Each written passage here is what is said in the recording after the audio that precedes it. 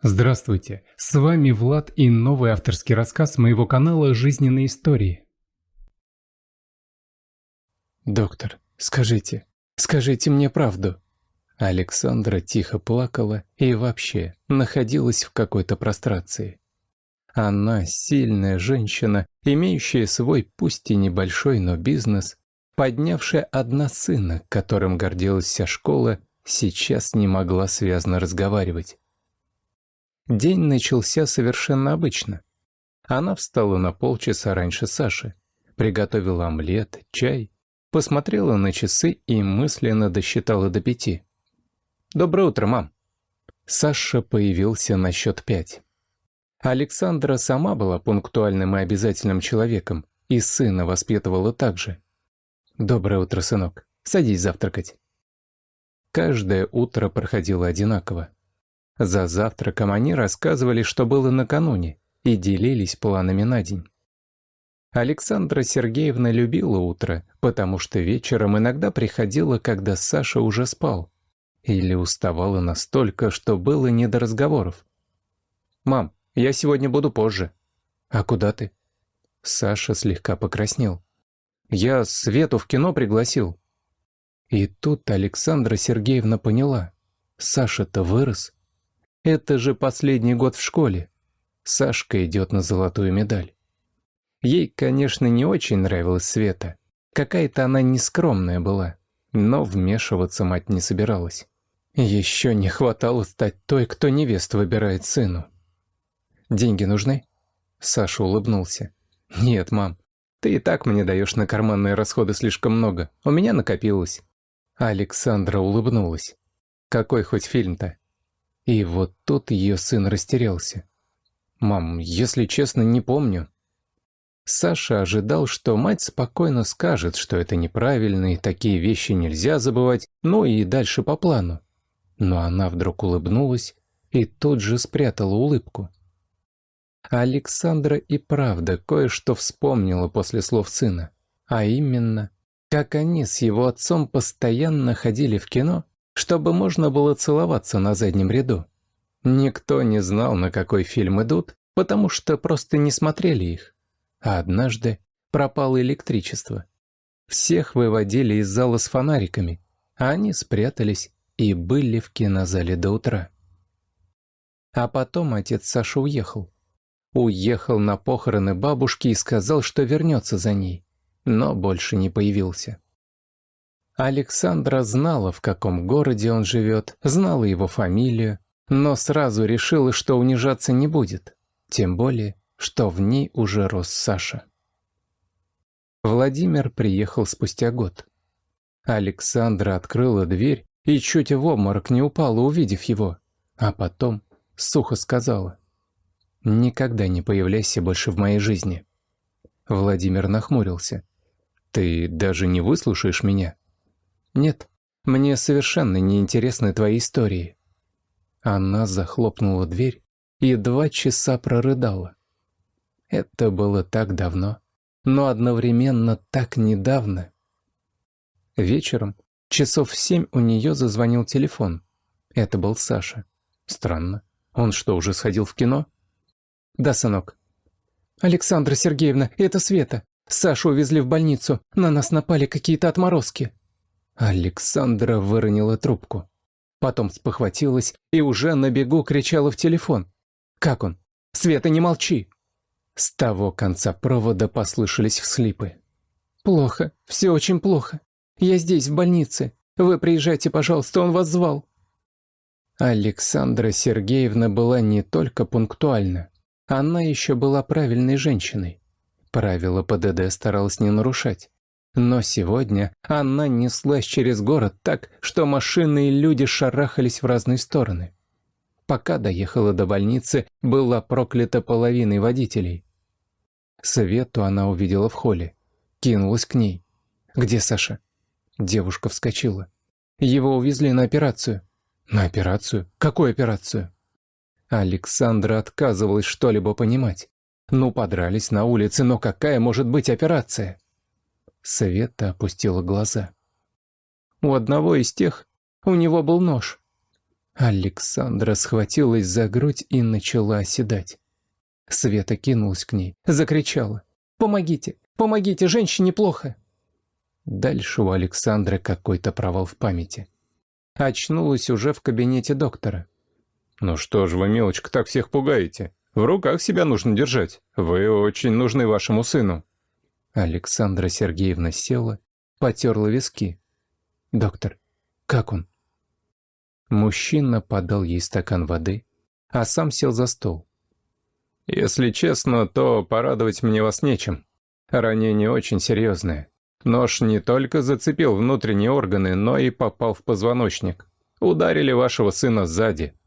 Мы, конечно, все, что могли, поправили, но состояние очень тяжелое. Я не могу дать вам никаких прогнозов».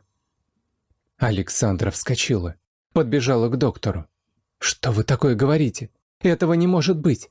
Саша молодой, крепкий парень. У него скоро экзамены. Он идет на золотую медаль. Я одна его воспитывала, вы понимаете, одна. Он единственное, что у меня есть. У меня есть деньги. Если будет мало, я все продам. Вы скажите, сколько нужно, чтобы спасти моего сына? Сколько?»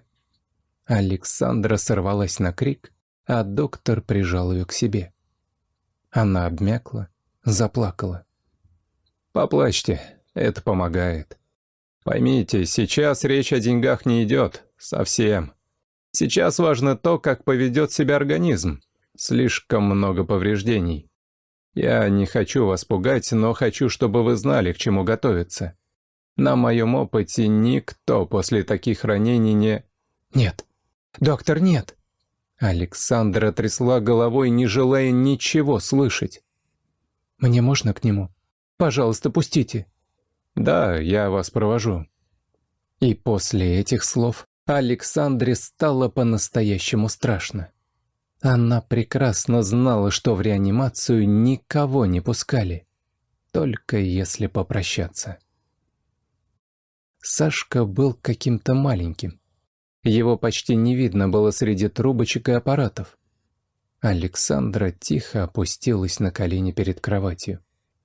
«Сыночек, сыночек мой, как же так-то?» Саша молчал.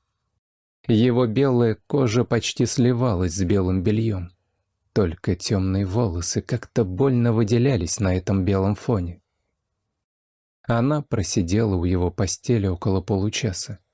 Александра не плакала, она рассматривала сына, стараясь запомнить каждую черточку. «Александра Сергеевна, больше нельзя. Простите». Доктор появился ниоткуда, и женщина вздрогнула. «Еще минутку, пожалуйста». «Нет, нельзя. Пожалуйста, пойдемте». Александра Сергеевна вышла в коридор и пошла на выход. Она, молча, не видя, прошла мимо Светы, и девушка в ужасе села. Мать Саши за полчаса как будто на 20 лет постарела. Женщина вышла во двор больницы. Темнело. Она с трудом рассмотрела скамеечку. На то, чтобы до нее дойти, Александра потратила последние силы. Упала и зарыдала. Слезами горю не поможешь. Александра подумала, что ослышалась, потому что только что никого рядом не было. Она убрала руки от лица и увидела рядом старую цыганку. «Что вы сказали?» «Я сказала, что твои слезы не помогут родному человеку». Александра смотрела на цыганку. «Может быть, вы знаете, что может помочь моему родному человеку?» «Знаю. Когда-то еще один человек был в такой же ситуации. Он тоже был твоим родным, но ты решила, что гордая. Он справился. Хотел любить тебя, а ты из-за своей гордыни прогнала его. Теперь ситуация повторяется. Найди того человека, привези его к сыну. Если он будет рядом, твой ребенок поправится». «Я не понимаю. Пожалуйста, не уходите. Кого я должна найти?» «Отца своего сына». «Постойте!» Но старая цыганка исчезла в темноте так же незаметно, как и появилась. «Я найду его. Я сделаю все, чтобы Саша встал на ноги». Александра кинулась к машине. Она, не заезжая домой, помчалась к своему старому знакомому, которого не видела уже лет 10. Когда-то они с Владимиром вместе работали. Владимир уехал, а его друг остался в этом городе. Она звонила и стучала в дверь. На минуту промелькнула мысль, что уже ночь, но Александре было все равно. Наконец, дверь распахнулась, на пороге стоял заспанный Паша. Что происходит? Александра? Он так удивился. Да и было чему. Они не виделись лет 10, если не больше. А сейчас Александра, растрепанная и заплаканная, колотила в его дверь кулаками. «Паша, прости, мне нужен адрес Володи. Понимаешь, очень срочно, очень». Паша хотел что-то сказать, но промолчал и скрылся в квартире. Вернулся с листочком. «Вот, только я не знаю, живет ли он там. Столько лет прошло». «Спасибо, Паш». «Что случилось-то у тебя?»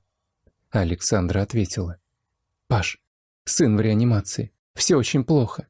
Сын мой и Володи». У Паши округлились глаза, а Александра уже бежала по лестнице вниз. Женщина села в машину, забила в навигатор адрес. До адреса 350 километров. Но ничего, до утра она будет там. А Александра остановила машину перед красивым домиком. Видно, что жильцы следили и за домом, и за двором. Лавочки, детская площадка. Дом был небольшой, всего на несколько квартир, но не старый, а очень даже приличный. Так, вторая квартира. Александра решительно вышла из машины и направилась к подъезду. Домофон моргал, пищал, но ей никто не отвечал. «Пожалуйста, ну пожалуйста!» «Александра?» Она резко обернулась. Перед ней стоял Володя. Он удивленно смотрел на нее, а женщина сказала: «Ты должен поехать со мной». Он поднял бровь. «Я? С тобой? Куда? Что происходит?» «Володя, пожалуйста, ты должен поехать со мной в мой город. Прямо сейчас. Я по дороге все объясню. Прошу тебя». Мужчина обернулся на машину, которая была брошена у подъезда. «Ты что, только что приехала?» Она кивнула. «Я специально ехала. За тобой». Он еще раз внимательно посмотрел на нее. Опухшие заплаканные глаза. Руки дрожат. Голос срывается. «Ключи». «Что?» «Куда тебе за руль в таком состоянии? Я поведу». Они сели в машину, и Александра вдруг спросила: «Может быть, тебе кого-то предупредить нужно?» «Нет, некого мне предупреждать. А теперь рассказывай, что случилось». Женщина вздохнула. Теперь ей придется рассказать, что у Володи есть сын. «У меня сын?» Через полчаса Владимир сквозь зубы сказал: «Ты хоть понимаешь, что лишила меня общения с ребенком? Какая же ты эгоистка!» «Я? Вообще-то это ты меня бросил. Почему я должна была сообщать тебе, что у меня есть ребенок?» Александра отвернулась и стала смотреть в окно. «Я не бросал тебя. Когда я приехал в свой город, то прямо на вокзале увидел, как 3 отморозков пристают к девушке. Конечно же, я не мог пройти мимо. Но так получилось, что силы были неравны. Девушку я спас, а меня изрядно порезали. 2 месяца я находился между жизнью и смертью. Мне очень не хватало тебя, но тебе никто не позвонил, потому что никто не знал, что ты у меня есть. А ты? Ты не пыталась узнать, что со мной произошло. Потом я лечился, восстанавливался и был страшно обижен на тебя. Но не выдержал, поехал сам.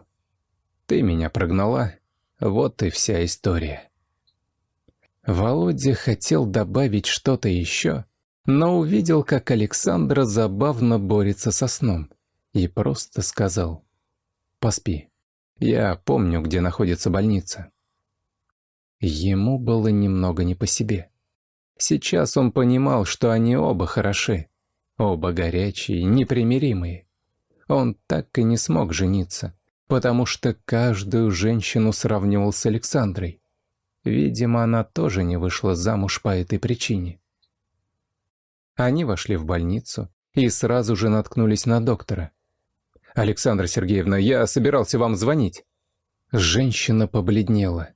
Но доктор поспешно продолжил. «Не пугайтесь, пожалуйста, не понимаю, что происходит, но, вопреки всем предположениям, состояние вашего сына улучшается. Не быстро, по миллиграмму, но становится лучше.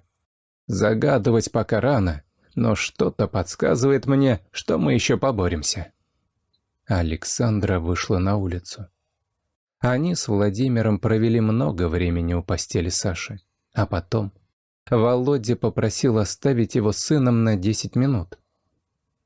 «Понимаешь, Саш, мне сказать ему нужно, что теперь я рядом, и он может полностью на меня положиться». «Да, я на улице подожду тебя».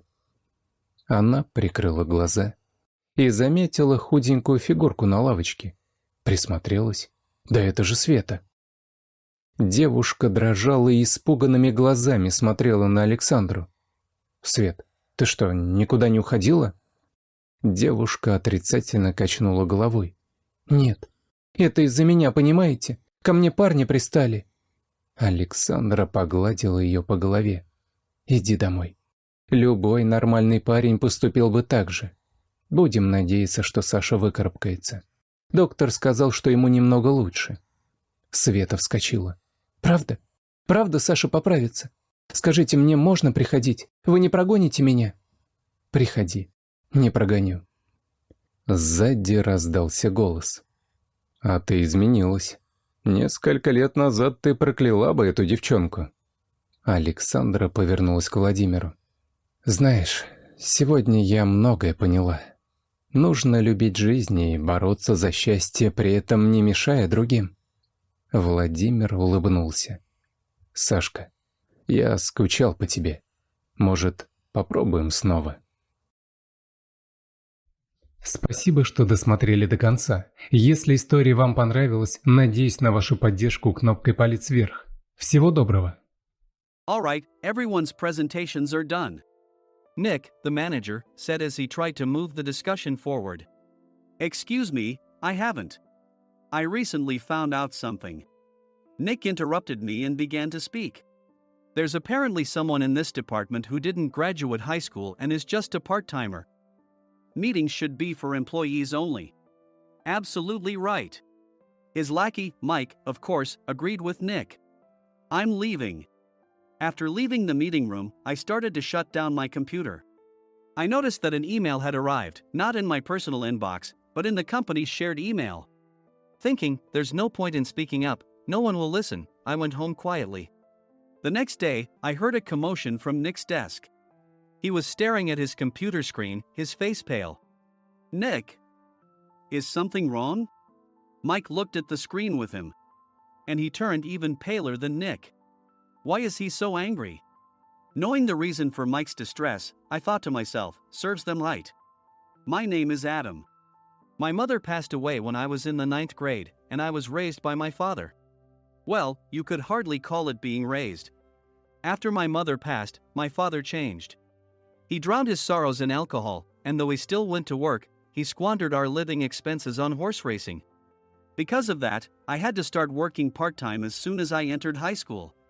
Every month, I went to the convenience store with bills in hand that couldn't be auto-deducted from my father's account. Even though I endured it because I didn't want to be alone, I reached my limit in my second year of high school and dropped out. I found a live-in job at a distant inn. Thank you for everything. The day I left home, my father, still staring at the TV, spoke. Take care. That was our last conversation. Back then, 18 wasn't the age of majority, so I needed my father's permission to work, and I couldn't hide my place of employment. Yet, my father never visited me even once. I kept working just to survive, and before I knew it, I was 42. Years of hard work paid off, and I was transferred to the headquarters. I was thrilled to be recognized by the company, as I thought I'd be working in the field until retirement due to my lack of formal education. Listen up. Our work can change the future of our employees.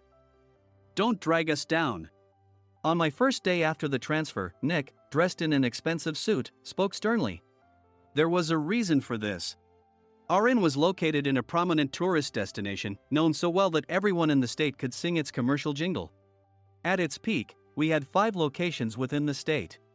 but that was long ago. Due to financial difficulties and aging facilities, only the place where I had worked for many years and the original establishment remained.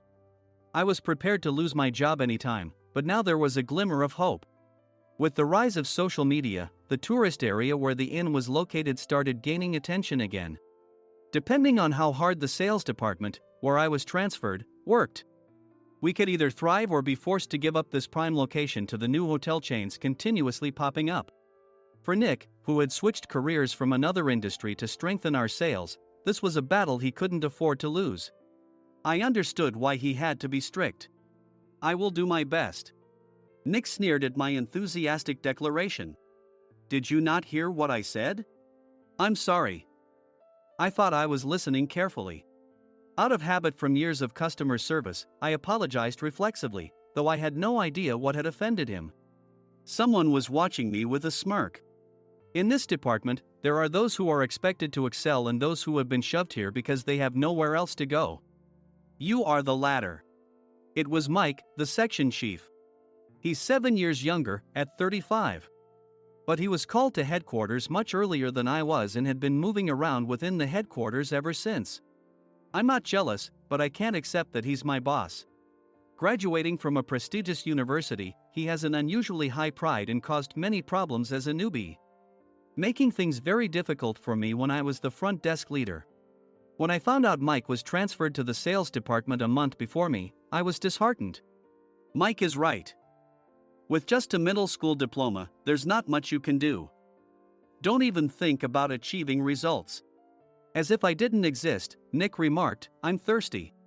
Mike eagerly ran to the coffee maker. It seems Mike is Nick's lackey.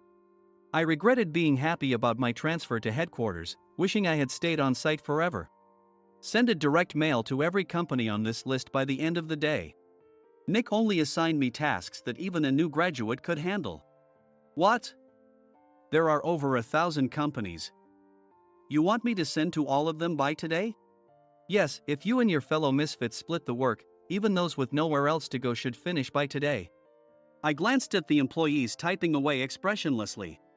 They were worn out from customer service, only thinking about leaving on time, or were women reassigned after having children, with zero motivation for work. Even Sam, a new graduate from the same university as Mike, who was supposed to be among the expected achievers, had no enthusiasm for the job, having joined the company wanting to do customer service. "I don't care what they say, I plan to quit anytime," he said. Only Nick and Mike were highly motivated, making all the decisions between the two of them. I originally only wanted to work at the inn to survive and had no particular attachment to this job. I swallowed my words, thinking I had no right to reprimand them.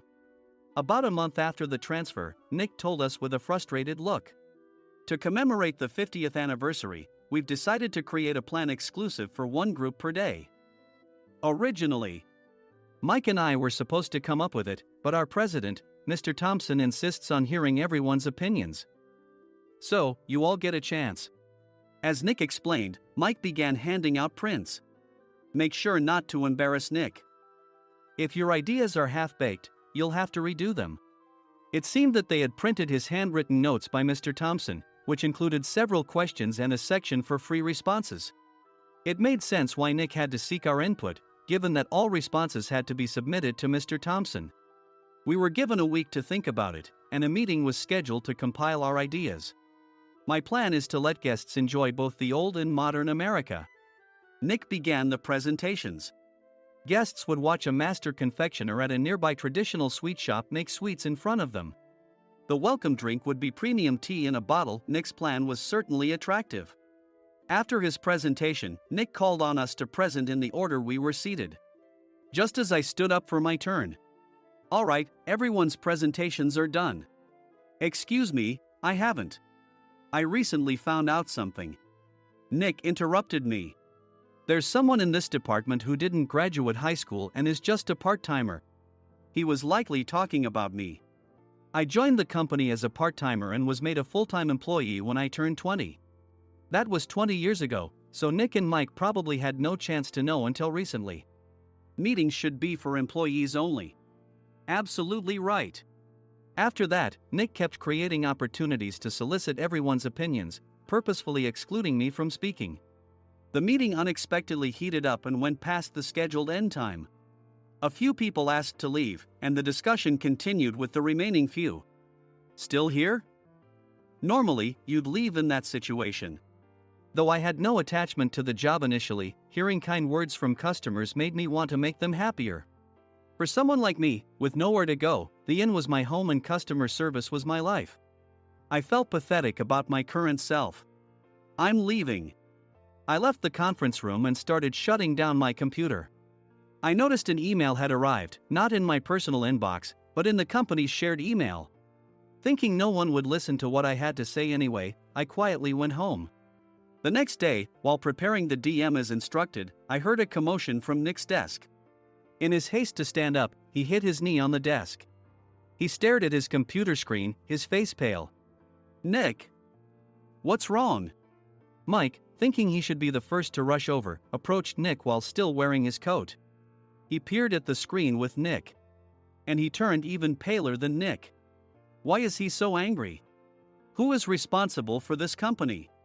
Nick, more irritated than ever, asked, and Mike answered without checking. Probably Sam. Sam wasn't there because he was attending a morning training session for new hires. Nick gave up on getting angry and returned his gaze to the screen. They were looking at an email that arrived right after the end of the working day yesterday. Apparently, no one, including me, had checked it before leaving. The email was from a large company that used us for their annual employee trips. The president and executives of that company also frequently used our services personally. President of the company, Mr. Mason himself, had declared that neither he nor his company would ever use our services again. Well, some companies cancel their employee trips or stop using our services due to financial struggles. Let's just move on. Mike kept wiping the sweat from his forehead with a handkerchief. Knowing why Mike was so agitated, I quietly watched their interaction. Do you know how much revenue we get from that company? We can find other guests to fill the rooms, but we'll lose the banquet costs, gift shop revenue, rental car fees, and more. Moreover, the gifts were supposed to be prepared by the traditional confectionery shop involved in Nick's proposed plan. If it's known that we incurred such a huge loss at this critical time, Nick's position in the company would be jeopardized. Nick took a deep breath, seemingly trying to calm himself. All right, Mike. Go to New York right now and apologize to Mr. Mason. What? You're coming with me, right? I have urgent work to do. I trust you, which is why I'm entrusting this to you. Please. Mike, believing Nick's sincerity, agreed with a determined look on his face, saying, yes. That's Nick for you. Even if Mike went to apologize, Nick would shift all the blame onto him if the client didn't change their mind. Well, it was Mike's fault to begin with, so it served him right. About 3 hours later, Sam answered a call from somewhere and repeatedly apologized, saying, I'm very sorry. Everyone watched to see what was happening. After ending the call, he informed Nick with a weary tone. When Mike arrived at the client's company, he only made things worse, further infuriating Mr. Mason. He was demanding, get his boss here immediately. It was no wonder Sam was exhausted, dealing with such a call right after returning from training. What is that idiot doing? All right, Adam, you're coming with me. If sacrificing Mike didn't work, then I must be next. Normally, I'd want to refuse at all costs, but I saw an opportunity in this situation. If I can be of assistance, I'd be happy to join you. I immediately followed Nick, and we flew to New York. When we introduced ourselves at the reception, it became clear how serious the situation was. As the receptionist personally escorted us to the president's office. Angry voices leaked through the door, making both Nick and me uneasy. Excuse me. I'm Nick, the supervisor. I understand my subordinate has caused you trouble, and I deeply apologize. Nick, with his experience in the corporate world, knew enough to offer an apology before excuses. However, his customer service skills left much to be desired. I sighed as I saw Mike trembling like a small dog in the corner of the room.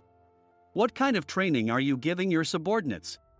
Mr. Mason glared at Nick with a red face. The intensity of his gaze made even Nick take a step back. Regrettably, I joined this company only 2 years ago and was unaware of Mike's issues. I should have identified his shortcomings sooner.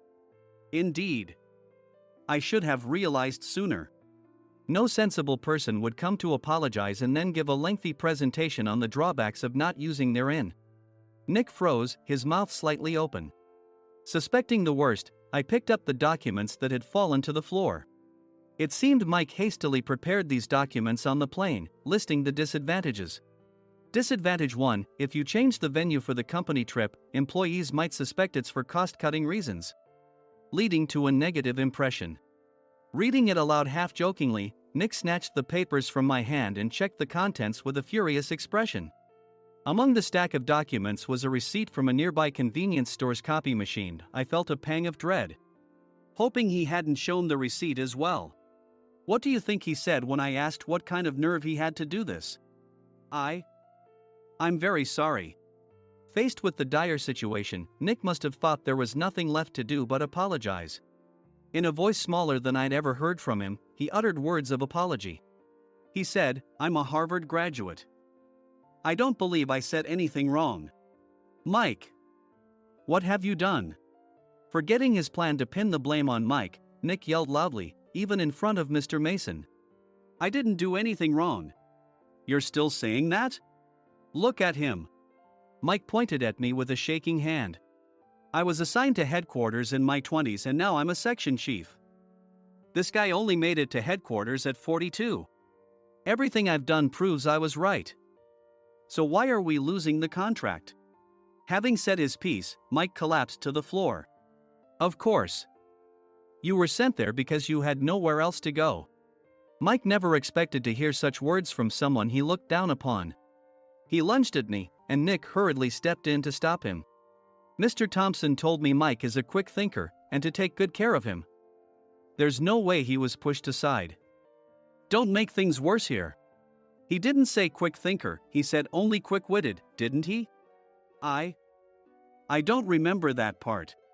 I recalled the many troubles Mike caused when he was a newbie. When Mike was on the front line, his pride was so high that he never apologized to customers. Customer service, especially in our job, doesn't work alone. It brings both good and bad situations.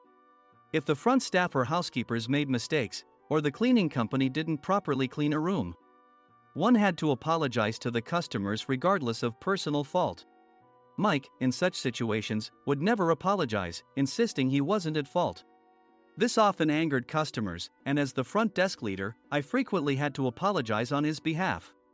He caused complaints and disrupted operations, which is why he was quickly moved to headquarters. In departments where he didn't interact directly with customers, his quick thinking was beneficial and things went well. But it seemed his flaws were starting to show. Corporate reservations are supposed to be entered into the system by the sales representative. But a quick check yesterday revealed that more than 10 items were missing from the client's reservation. The handover document clearly stated what needed to be prepared. Why didn't you enter it into the system? Why do we have to give them special treatment? Filling rooms near the banquet hall, setting up all the food in advance. Specifying the brand of wine, they're too demanding. No wonder he always angered customers, I thought, feeling a headache coming on. Grouping them in rooms near the banquet hall is for our benefit too. It makes it easier for the staff to set up beds and serve breakfast since everyone's schedule is synchronized. As for the other requests, Mr. Mason suggested them to lighten our load. I didn't know that. Nick finally seemed to realize that Mike was the one who had angered the client. What did you say to them? I just told them we wouldn't give them special treatment anymore. We shouldn't waste effort on things that don't bring in money. I was utterly exasperated at his lack of understanding of customer service. Of course, we shouldn't comply with unreasonable demands. But carrying over successful practices from past stays makes customers feel remembered and enhances their experience. Good memories encourage repeat visits. That's part of our job. I looked down at Mike, who was sitting on the floor. In our job, nothing is a waste. Mr. Thompson likely moved you to the sales department, hoping you'd finally understand this. How do you think he feels now that you've failed to meet his expectations? Mike, tears in his eyes, fled the president's office. I was amazed he still hadn't apologized. You have it tough, Adam. It's okay, we're all employees of the same company. I deeply apologize for this disrespectful incident. Especially after all the care you've shown us. If it weren't for you, Adam, I really would have stopped staying here. When I heard you were moving to the sales department, I was willing to reconsider if you handled it. Seeing us talk so amicably, Nick's face contorted. Do you two know each other? Adam's service is excellent. I always requested him specifically. Normally, we don't accept specific staff requests, but we made an exception for Mr. Mason, adjusting my shifts accordingly. He had personally stayed at our hotel just before my transfer, and during casual conversation, I mentioned, I'm moving to the sales department soon. If I hadn't told him then, things could have been much worse. Please continue to take care of us. I look forward to it. On the return flight, Nick awkwardly offered me a can of beer. It's still working hours. Of course, I had no intention of forgiving him for a single beer. Nick might try to pin everything on Mike and avoid any consequences. While pondering this, a startling fact came to light. Nick, the tea bottles for the plan have arrived. I handed Nick a bottle labeled with our inn's name.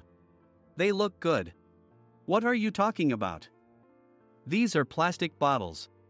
I had assumed we would use the trendy, high-end bottling tea. But what arrived were ordinary plastic bottles of tea with customized labels. The only unique aspect was the label, which had the inn's name, making it look customized. Upon further investigation, I discovered that a substantial amount of money was set to be paid to the tea company. It was priced like bottling tea. Does this plastic bottle really cost $100 each? The tea inside is specially blended for us. The extra cost is for that. Wouldn't it be better to use another tea company? Or is there a specific reason we must use this one? As Nick continued to make excuses, I showed him a printed email. I informed the tea company's president, Mr. Mitchell, that we discovered irregular payments and he confessed. He said you two were high school classmates and planned to split the extra money. That idiot. Why did he confess? That's not important. You should worry about yourself, this could turn into a police matter. Opening the bottle cap, I suggested. How about calming down with this tea? It supposedly has a relaxing effect. Nick drank the tea frantically. In the following days, decisions were made about their fates. Mike was reassigned to the General Affairs Department, with no chance of transfer or promotion, as per Mr. Thompson's orders. As for Nick, since the payment to the tea company hadn't yet been made, he narrowly avoided legal trouble. Instead, he was encouraged to leave the company, and to avoid further complications, Nick submitted his resignation. Rumor has it that connections between HR departments have made it difficult for him to find new employment. Even though it was good to have those two gone, something unexpected happened in the sales department. Everyone became motivated and united in refining the 50th anniversary plan. In the end, my plan was adopted. We collaborated with the Tourist Information Center to provide personalized guides. The plan, tailored to the number of guests, was truly special for the 50th anniversary. Hey, is Adam's family coming to stay? I immediately booked that special plan for my family. Sam noticed it on the reservation list and quickly picked up on it. Yes, I'm inviting my father. That's great. I might invite my parents too. I lacked the courage to face my father just as Adam. But here, with the confidence Mr. Mason praised, I felt ready. The 50th anniversary plan was a perfect opportunity to reconnect with my father. I hoped to bring back the days when we could laugh together as we once did.